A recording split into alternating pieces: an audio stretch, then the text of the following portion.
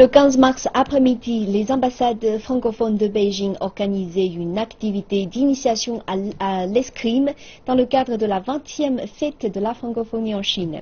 Notre journaliste Manning nous emmène découvrir ce sport bien français. Un pantalon et une veste bien résistants. Une paire de chaussettes hautes et épaisses pour protéger les jambes. Un gant muni de coussinet qui protège la main armée. Enfin, un masque en gris métallique. L'escrime est un sport de combat d'origine française. C'est l'art de toucher son adversaire avec la pointe ou le tranchant d'une arme blanche sans être touché. Il y a 3 types d'armes en escrime, le fleuret, l'épée et le sabre. Le fleuret plus léger est l'arme d'étude par excellence, avec laquelle on attaque uniquement en pique. C'est monsieur Luo Pingbei, arbitre international et grand maître d'escrime, qui a animé cette session d'escrime. C'est pour commencer, pour emmener les enfants entre le monde d'escrime. C'est très bon. Pour apprendre le français, c'est très important. Voilà, en cas, vous êtes prêts? Allez, c'est là l'attaque, contre l'attaque, c'est la touche. Voilà, c'est super. L'escrime est un sport très technique et riche d'une théorie qui peut se décliner sous 3 grands aspects. La garde, le jeu de jambes et les attaques parade-riposte.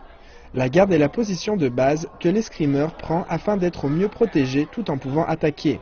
Ensuite, le jeu de jambes comprenant la marche et la retraite. Puis il y a la fameuse feinte qui est l'amorce d'une attaque où l'on vient fondre sur l'adversaire. Enfin, toutes les techniques d'attaque, parade et riposte autorisées et éventuellement combinées de feintes.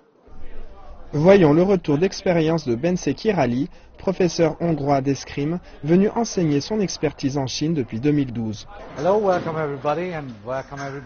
En Chine, l'histoire de l'escrime est assez courte. Elle a commencé dans les années 1950. Avec les JO de 2008, ce sport s'est popularisé avec l'apparition d'écoles et de clubs.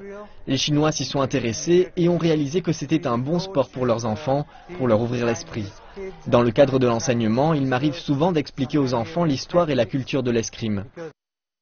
Ça fait quelques mois que je n'ai pas l'opportunité de parler français. Je trouve que c'est une bonne opportunité de faire la pratique, parler français avec des amis.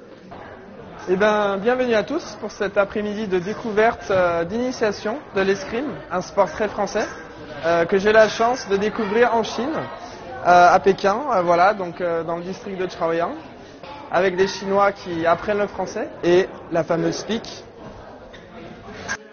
Et voici un petit combat avec mon entraîneur chinois. C'est un sport éprouvant, hautement technique et exigeant. Mais c'est également le lieu d'expression de ses réflexes, de la stratégie du combat et de la grâce des gestes.